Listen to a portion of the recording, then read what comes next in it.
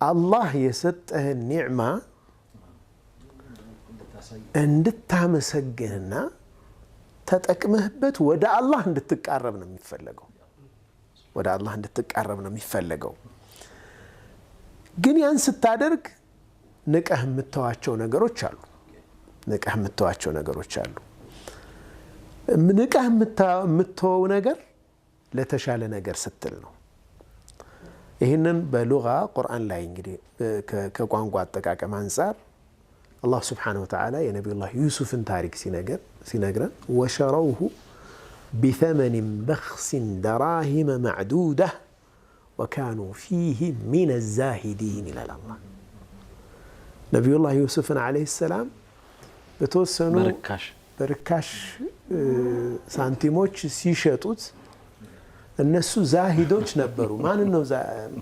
كمان إنه زاهد يهونت كيوسف لما نبلو ለሳንቲሙ ይገርምነው አዩ ሳንቲሙ ያገኙት ሳንቲም በልጣባቸው ዩሱፍን ለዛች ሳንቲም ብለው ሸጧል ተገለጸበት ነገር በጣም وكانوا فيه من الزاهدين على الله زهده ነው ይበልጣል ብለህ ለምታስበው ነገር ትልቅን ርካሽ ብለህ ያሰብከው ነገር መተው ማለት ነው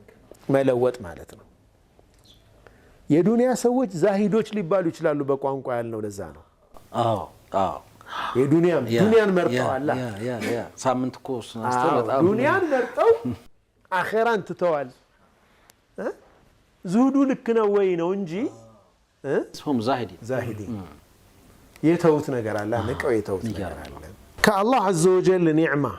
ራስን ሙሉ ለሙሉ ማራቅ الله يسطه النعمة على متقمنا متو إيه ليس من هدي رسول الله صلى الله عليه وسلم يا أنبياء وشم من قد أدلم يا نبي صلى الله عليه وسلم من قد ما يدلم ترى لبس يلبسون بالنبي صلى الله عليه وسلم